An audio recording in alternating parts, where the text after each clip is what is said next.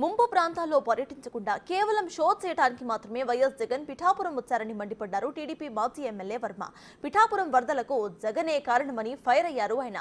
గేలూరు వరదకు ముంపుకు గురైన అసలైన ప్రాంతాలు వదిలేసేసి తూతూ మంత్రంగా పరామర్శలు చేశారని విమర్శించారు. గొల్లప్రోలులోని జగనన్న కాలనీలో ప్రస్తుత పరిస్థితి ఎలా ఉందో ఒకసారి వచ్చి చూడాలని సవాలు వేశారు. ఏలూరు ఫేజ్ నంబర్ 2 పనులు ఎందుకు ఆపివేశారో చెప్పకుండా ఆ ప్రాంతాల్లో పర్యటించడం విడ్డూరంగా ఉందని అన్నారు వర్మ. అన్ని రకాల ఇరిగేషన్ ప్రాజెక్టులు ఆగిన ప్రాజెక్టులన్నీ ముందుకు పరిగెట్టిస్తున్నాం, ఉద్యోగాలు ఇస్తున్నాం. ఇన్ని రకాలుగా తెలుగుదేశం పార్టీ పనిచేస్తుంది కూటమి ప్రభుత్వం. ఇవాళ చంద్రబాబు నాయుడు విమర్శించడానికి ఏ విధమైన అర్హత లేదు. దమ్ముంటే చర్చకి రండి.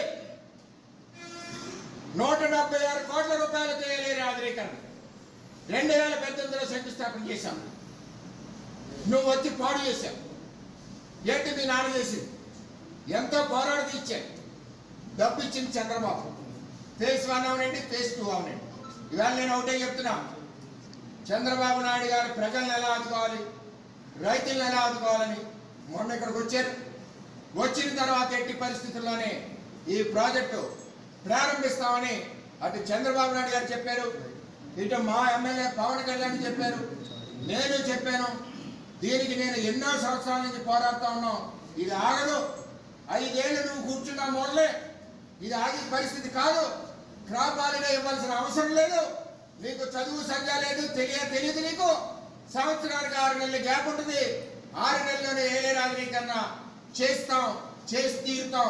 అంతేగాని క్రాప్ హాలిడే ఇచ్చి రైతుల్ని నష్టపెట్టడానికి ఏ విధమైన అవసరం లేదని కూడా నేను తెలియజేస్తున్నా. చంద్రబాబు నాయుడు ఉన్నప్పుడు కరువు ఉందా? పురుషోత్తపట్నంతో 2 పంటలు పండాయి.